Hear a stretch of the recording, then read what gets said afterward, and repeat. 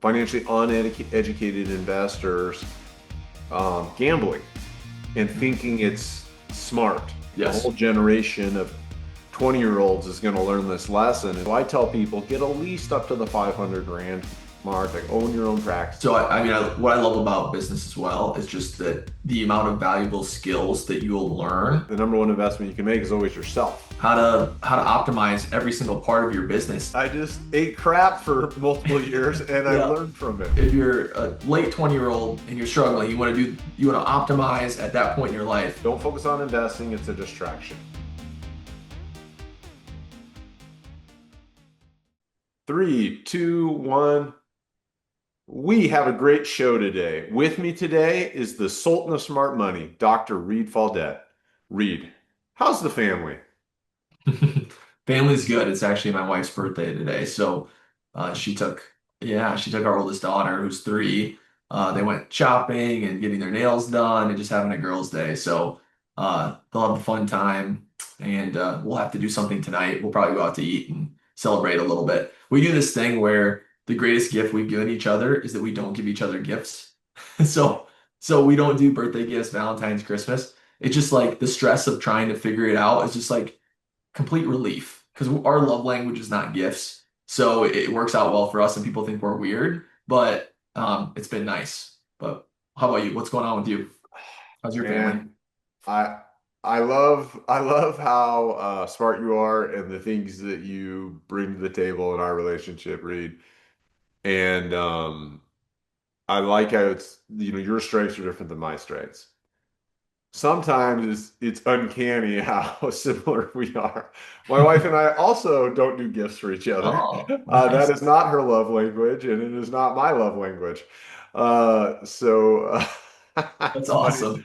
funny you say that. Yeah, she just wants she just wants an act of kindness, right? Yes. That's what Mhm. matters to her. Just showing that I care about her and I love her. That's what's important to her. So, Yeah. family wise, man, we're just transitioning from all the fall sports to all the winter sports. So, I'm coaching basketball for my son this year. So it'll probably be the last year.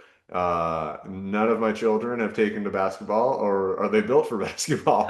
So this will be probably the last year.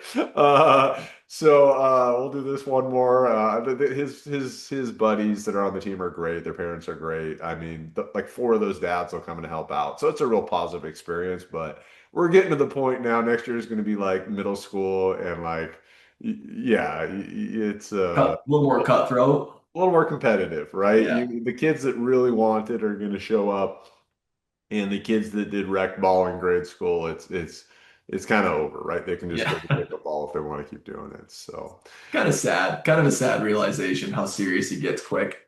it's I just accept life, and this is humanity, and yeah, Okay.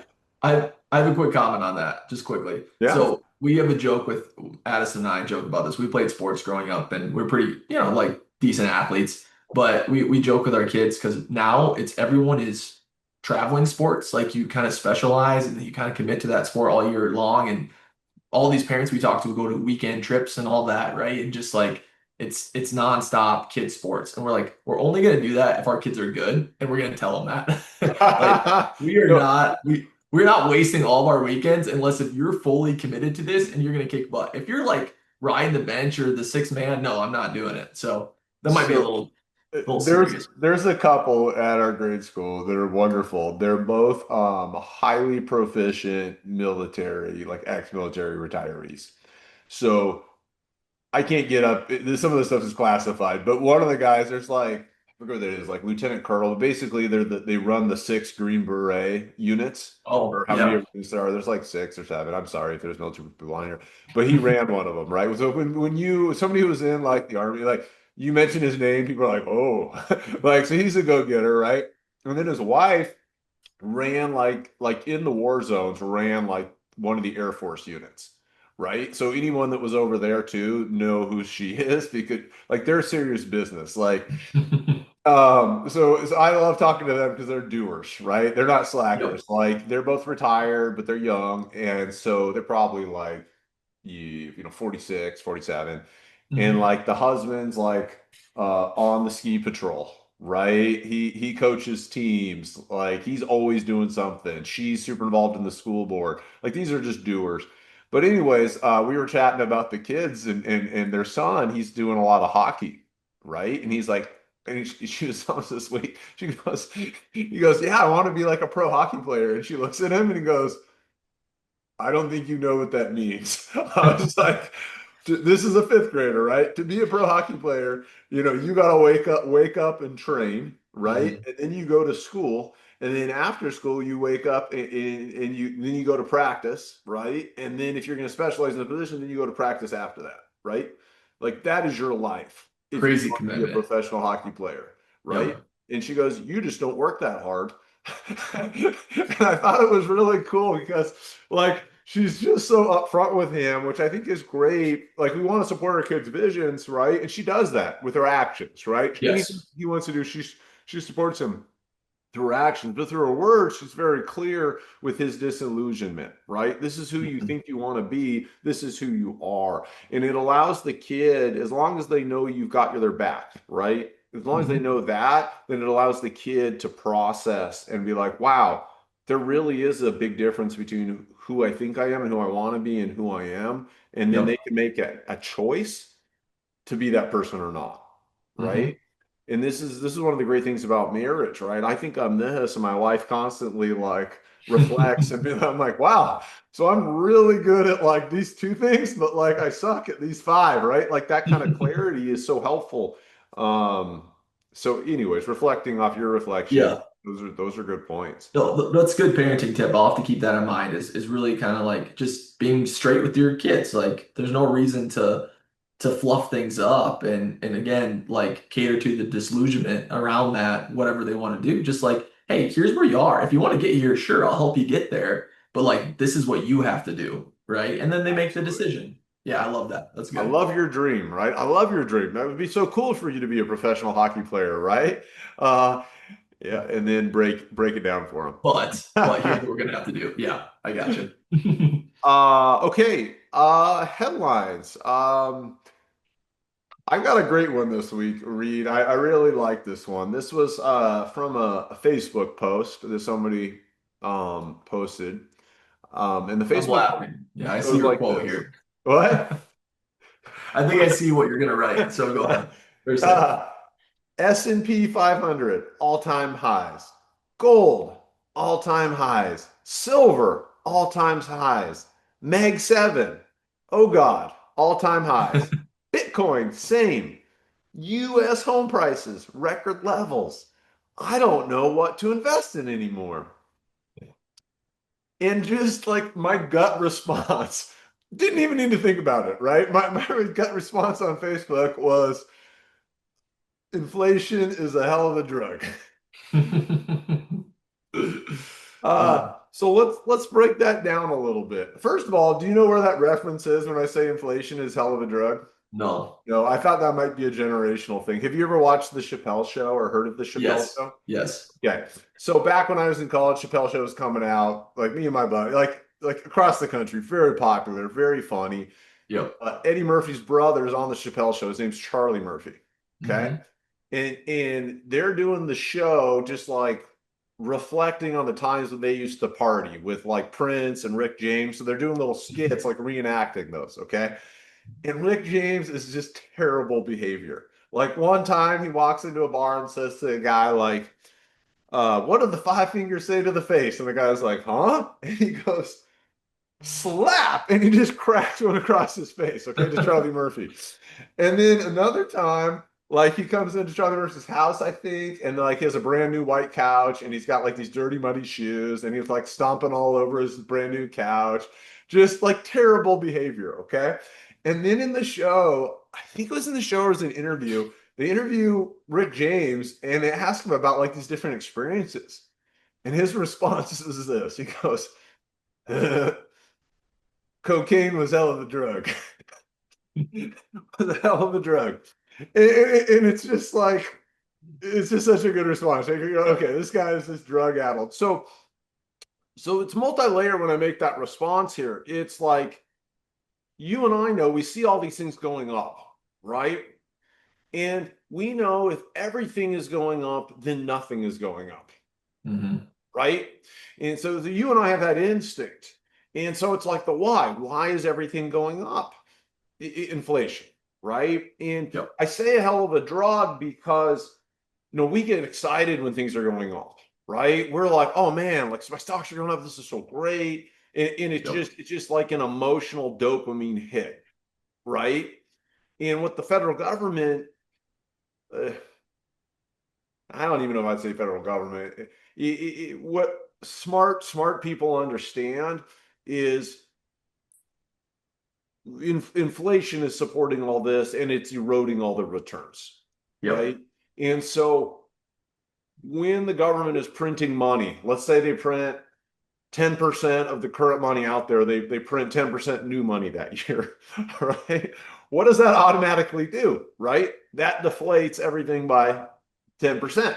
Yep. So, um, It's euphoria, right? Back to the whole cocaine is a hell of a drug, right? Like inflation is a hell of a drug in the sense of it creates false euphoria where it feels like everyone's looks like your wealth is going up, but in actuality, it's just inflation driving prices up. it feels good, but it's not Those real. things. You hear Yep. me talk about this when I talk about like dollar cost averaging into index funds, right? I love it because it's simple. I love it because it's liquid, right? You can always Mhm. sell them anytime. The value might be down, right? There's risk there, but I like it. I don't do it because I focus on other areas, but for other folks, I do think it's a good part of the portfolio. I mean, liquidity is always nice to have. But I always tell people 8% minus inflation, right? And just as a rule of thumb, I say, hey, 4% for inflation because it's higher than the government posts, right? We don't need to get into it, but if you look at just anecdotally around you, you know it's higher. Yep. But well, one of the numbers you can look at is like how much money is the government printing every year? Like that's another like good number to look at to see what real inflation is. Um, so this was such a core important lesson that yeah, I just really wanted to bring this. Drive home. Yeah. Yeah. I mean, people are like, the average age do you know what the average age for a first-time home buyer is now? I'm gonna guess like 42. You're such a realist. Good guess. 38. Okay. Okay. Yep. So, the American dream that we're sold in like movies in the 50s, 60s, 70s, 80s, 90s, right? Was you get out of college, you get your first job, maybe you're living in an apartment for a year or two, right? And Hmm. now maybe you're getting hitched, you're 26, you're 27, you go buy your first house. It's not happening. That's the blueprint that's been imprinted on all our brains, right? It's not happening. Hmm. And 20, college graduate, whatever that is, if it's grad school or not, 23 to 38, because they don't have the money and the income to get this first house until they're 38, they have discretionary income often that they're trying to build something because they can't build that equity in a house right now. So how are they going to build something? Okay. And stocks, like on some instinctual level, people understand like index funds, it's Yep. slow, it's laborious. I don't want to wait 30 years to to have enough money to buy a house, right? To be a millionaire. So I'm going to find something that can get me money quicker, that can make me money quicker, right? Which is Yep. individual stocks, which we historically is a fallacy. Nobody beats the stock market, right? So it's gambling. It's Bitcoin and other coins, right? Gambling. Yep. Right now, it could be gold and silver because they, see it going up. But again, you've heard me say before, these are just inflation trackers, right? If you invest in gold, you don't outperform. If you invest in gold long term, you don't outperform inflation. It just is inflation, right? If you're a commodity trader and then you're buying gold and selling it at certain times, you could make money possibly, but again, very hard. So I think the second point here is you're going to see a ton because first time home buyers 38, you're going to see a ton of people once they get out of school, they start earning money, they're paying for their rental, they're going to have discretionary income and they're going to try to buy the American dream, try to get increased returns, right, without a skill. That's how they're trying to invest is gambling. And so you're gonna see, in my opinion, higher like ups and downs for folks, Greater volatility. greater volatility in their Yes. investing, right? So Yep. when you see Bitcoin jump up and down, like these people are doing leveraged investing into Bitcoin, right? Which means massive ups, but the one downside will literally bankrupt you, right? If it drops far enough one time. So you can Yes. win seven times and then one time. Wipe you But out. the story is all making sense to me when I heard 38 is the first time home buyer. So let me go back. I just want to make sure I kind of flesh out what the clear point is. So part of what you're saying is that because we're not getting into home ownership, people are still deciding they need to put their money somewhere, right? If the money Yes. isn't getting allocated for home ownership, they're like, I need to still be investing, right? So instead of saving up for a down payment, it's stock market investing, it's Bitcoin, it's Ethereum, it's whatever it is because they're like, I need to generate a great enough return to be able to, greater than the average because I want to be wealthy sooner. And so they're making higher risk bets so that they can go further out on the return profile. But in doing so, it's going to create volatility because there's going to be a lot of in and outs. They feel behind, They right? feel behind. The Yep. American Okay. dream is buying a house at 26, 27. I don't have the money for that, right? So I feel behind. So it creates a Yes. sense of panic, a fear of missing out, right? Sure. How do I cure that? Well, I see people making all this money on Bitcoin, on these individual stocks. Yep. Whoa, Yep. I don't want to miss out on that. I need to do that too so I can get the American dream. On calls, on margin calls, and yeah, it's easier than ever though. Like with the Robinhood app or whatever, to add leverage to a trade. It's kind of crazy how accessible they've made things. It is, and the government kind of flips back and forth on this, right? Like I've heard debates on this. Is like you want to give people the freedom to invest in what they want, right? As Yep. long as the information's true, right? You don't Mhm. want to hold things back. You don't want to make things only accessible to the rich, True. right? And so I like the accessibility of Robinhood and whatnot. But the risk of that is now you have financially uneducated, non-accredited, right? Financially uneducated investors gambling and Mhm. thinking it's smart, Yep. right? So it's like, is it the government's place to say, hey, you're not financially savvy enough to do this. There's too much downside for you, right? That's like micromanagement, right? Yeah, they can. you Yeah. you almost need like to open it up and let people make their own mistakes, right? Yep. And then it Yep. becomes part of our culture. Like our culture, we have a cultural understanding in this country after a bunch of people lose money doing this that like there's a smarter way, right? A whole Yes. generation of 20-year-olds is going to learn this lesson. It's going to hurt, but otherwise you got to have government like micromanagement of it. So do you have any advice for the 27-year-old that feels behind, that wants to catch up? That's a good point because most of our audience is dentists, right? So if you're a young dentist, yeah. So that's a really good question, Reed. I would say number one always is how you create real wealth is through a business. Okay, that's how wealth is created, is through a business. Mhm. So you invested all this time in becoming a dentist, which creates a barrier to entry, a moat for 99.9% of US citizens, right? So you do Yep. have a barrier. If you open up a Subway, you don't have a barrier. If you open up a car wash, you don't have a barrier. Someone can do one next door, right? But dental practice, there's only so many people that can do dental practices, right? So Yep. you've created a smaller sandbox to play in. Right? So if real wealth is created through a business, you need to A, make your business as strong as it can be, as profitable as it can be. Okay. Make your money through your business.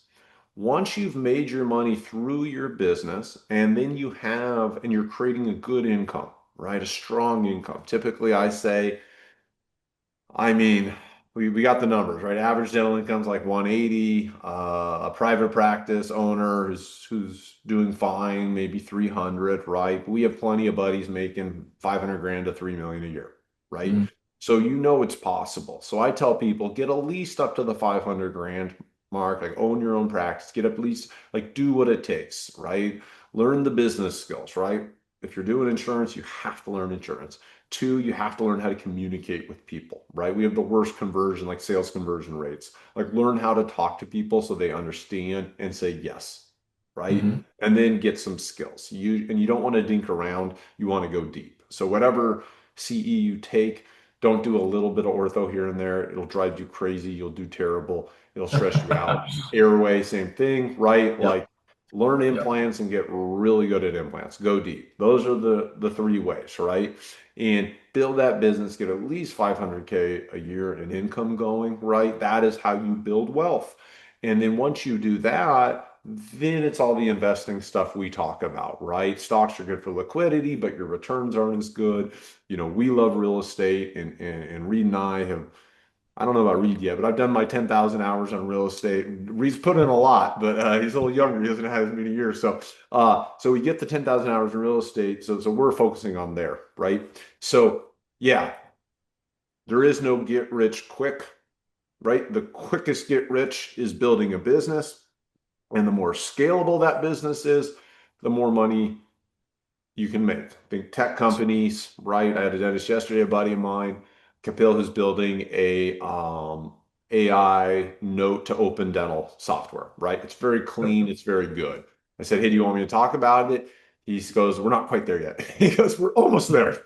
We got a bunch of beta testers, but not quite there. So, like, that's a great business, right? Camille solves a problem for people. It's software. Takes a lot of money on the front end dealing with the development folks, takes a lot of money on the front end with marketing, educating people about this solution to their problem they've had. But once you create a valuable product and people use it and they're like, this is great, right? It doesn't cost you more to scale it to the next person, right? Mhm. So scalable businesses are best.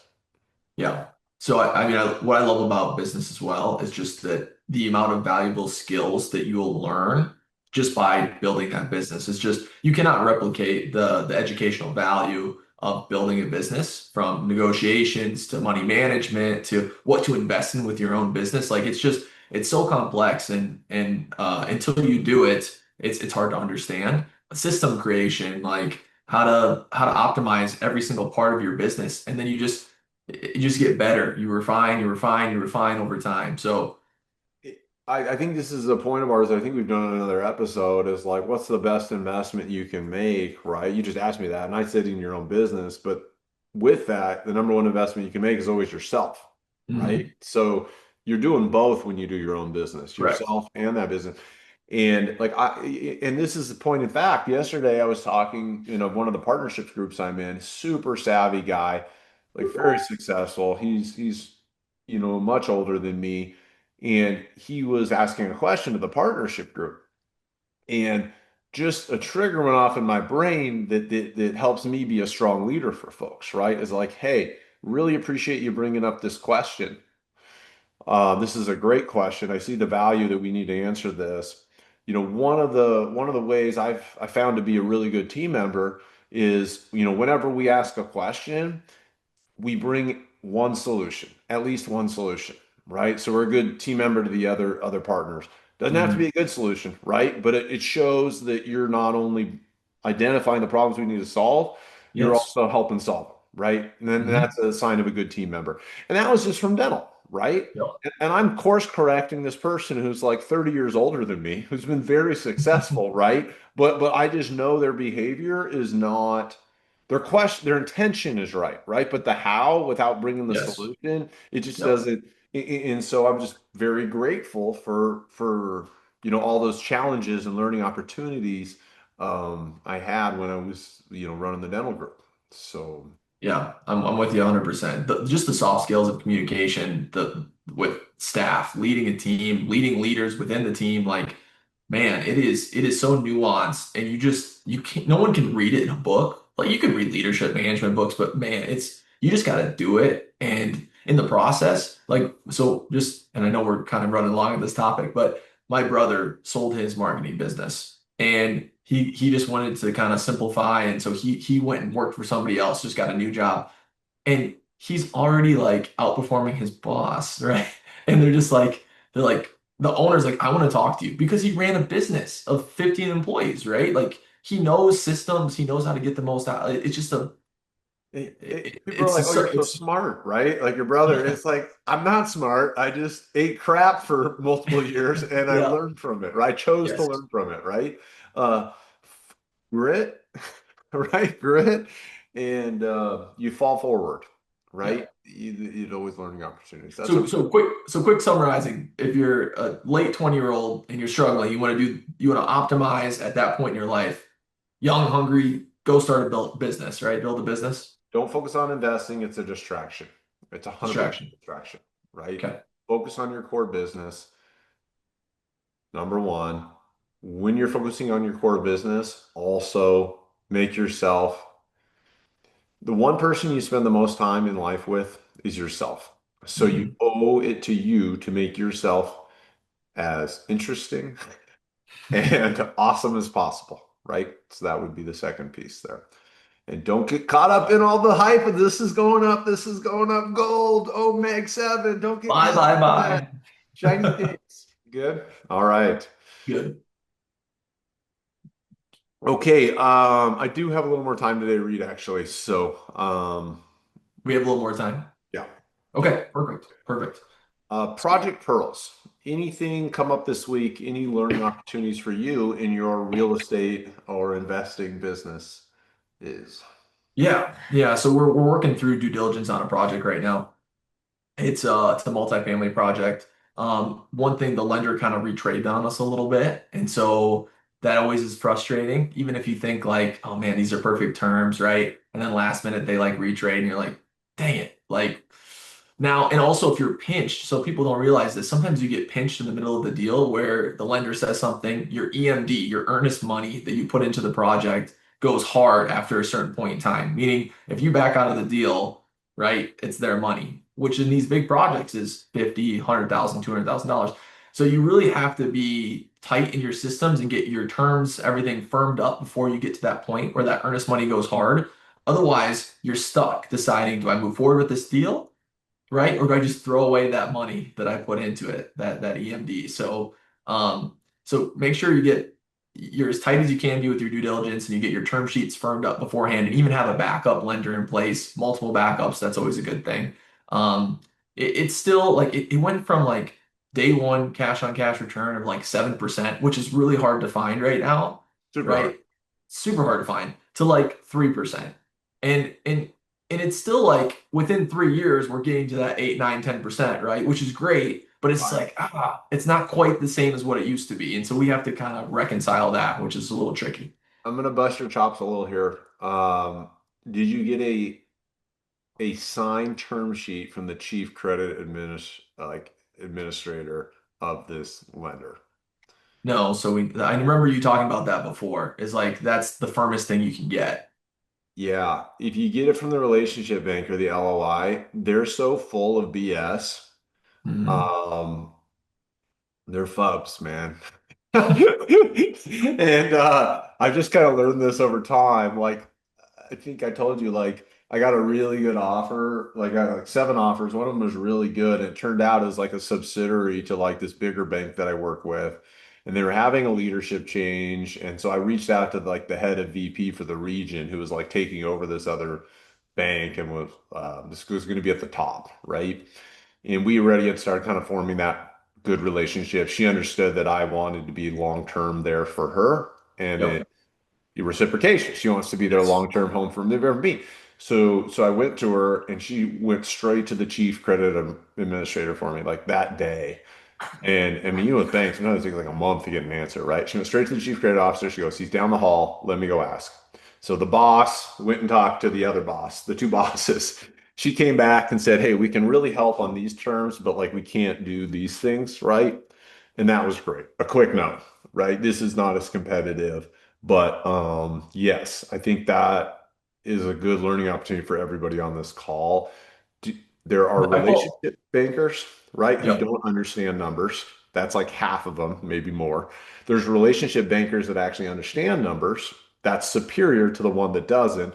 But Yes. both of those LOIs don't matter. The Mhm. only letter of intent or whatever, we call it a term sheet, a signed term sheet that matters is from the chief credit officer. Okay, the chief credit officer is internal. They're on the loan review committee, right? They're the ones that internal to the bank are making decisions on what loans they did. All the Yep. relationship bankers, their job, they're salesmen, right? Their job is to maintain relationships and bring in loans. Okay, but the actual terms are determined by the chief credit officer that has to make sure the bank is doing loans that ensures the stability of the bank, right? That they're not losing money on these loans. And two, the deals are creditworthy, right? They're the ones protecting the bank. And so you have your head of commercial lending, who's like the head of the relationship piece. So I always try to find and build a relationship with the head of the lending, not the relationship bankers themselves, but their boss. Yes. And I always try to, it's hard to get access to the chief credit administrator, right? Picture like a nerdy accountant, right? So that's not their job to talk to external people, right? But if I can't talk to the chief credit administrator, I usually get the head of the relationship banking to talk to the chief credit administrator for me. Um, The key there is like being a big enough fish where they want to talk to you as well. Like that relationship sometimes where they know that there's going to be enough transaction volume or deal size is worthy of them it, to cater to that relationship. it doesn't have to be because most of the listeners here aren't going to be a big fish to start, right? So what I'm telling you is you don't need to be a big fish to start, but you need to emphasize the relationship, Sure. right? Like I'm all about long-term relationships. I can't guarantee every deal I bring you is going to fit your lending.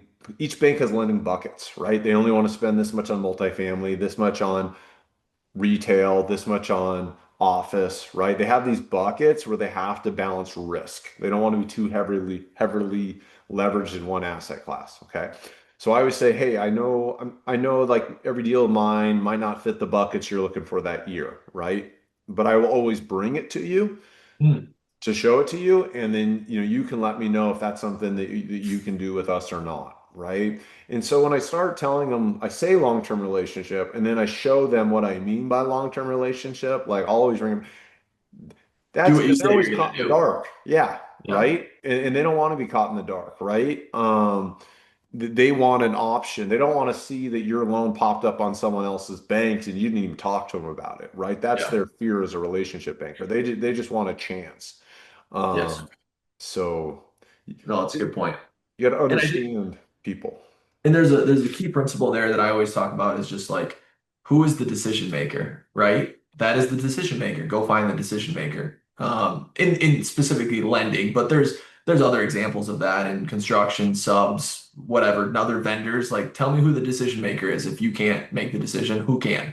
You got to Get to that understand what their person. life is like, right? And then you can help them navigate it because they're probably not as smart as you, right? So But it's like what? I don't know about that, but yeah. But really, I mean, if they're working in this position, right? Then like over 20 years they've gotten to this position. I mean, who knows? I try to give everybody the best guess, but sometimes you have to help them work out of their own problems, right? And so I always ask people, okay, when you give me this and we sign this, what happens next? Oh, it Mhm. goes to loan committee. Okay, is there one loan committee or is there two? Well, this size of the deal, it's just one loan committee. Okay, great. Who's on the loan committee? Oh, the chief credit officer, our head of banking, and like five other people. Okay, great. Who, with these deal terms, who do you really need to convince to make this happen? Well, probably the head of banking and the chief credit officer. Great. Let's set up coffee with the head of banking, so we can build that long-term relationship focus that you've been telling me about. It'll Mhm. just be like a quick coffee or a quick call. And see, I'm playing it, right? So when it Yes. goes to the committee, it's not the first time they've heard of Josh. Oh, the head of relations. Yeah, I had. Josh is great. He's done all this stuff in dental. He has all these developments, all this real estate. He's really good, right? So I'm these are people, right? They have lending numbers they can't bend on, but whether they say yes or no, there's a lot of flexibility, right? And then I ask, okay, well, sometimes there's a second loan committee if the size is larger, right? And I'm like, who's on that loan committee, right? And where do they meet? If they meet 2 states away, I'll offer to go meet with the board of directors or that lending committee, but they're probably going to be like, no, it's fine, right? But you got to understand their process so you can help solve problems together because people are too embarrassed to share their problems. And so you have to ask questions to understand their problems so you can solve them.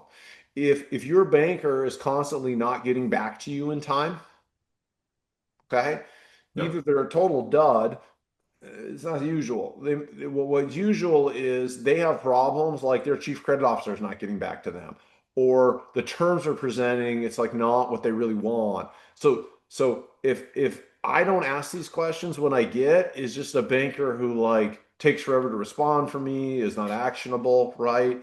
And if I know I like the bank and I know they could possibly offer me really good terms, I'm going to help that banker solve their own problems. If you help enough people in life get what they want, you Mhm. get what you want. Mhm. There's a couple key points there is I mean you kind of hit them, but what I think of is bankers also want to filter quickly, right? Like it helps them if you have a bunch of applicants, right, with the same numbers, but then your person that's proven a track record, they have a face to face, they know you as a person, you just gave them a quick filter to put that to the top of their pile. And they're like, oh, this will be easy. We work with Josh. He's super organized. He gets us all this, right? So that's a filter. So you help them be more efficient at their job. The other element I like is, and this is what I do all the time, is I set front end expectations so that I can hold them to it as well. So, like what you're talking about is you're asking the questions, okay, so who does this have to go to next? Okay, how long does that take? When will they make a decision? When will that trickle back to you to inform me of the final decision? And what do we have to go from there? So you set these deadlines and expectations because then they walk themselves into their own, like, I have to fulfill this expectation. Then you hold them to it. So, Otherwise, you're a victim, right? You and me are victims to this banker, right? If we don't do this. yeah. So good points. Yeah. So that was me and my oopsie, I guess you could say, not getting a letter from the chief credit officer. But what do you got going on these days? You got a lot of Yeah. project in the works. Give us some pearls. I think because our show is typically this length for the headlines, and we've kind of really dove into these. Maybe I'll save my Project Pearls for next week. Does that sound good? Sounds good. That works for me. I, Because we'll go even deeper on yours, I'm sure. So we don't want to go too thin. We want to make sure that we I pull can't things. not go deep. I mean, you know me, I have that problem, so I don't want to Yes, even yes, start. professor. But there are 5 good Project Pearls we'll dive into next week that I think will Yes. really help people. So that's a wrap. Perfect.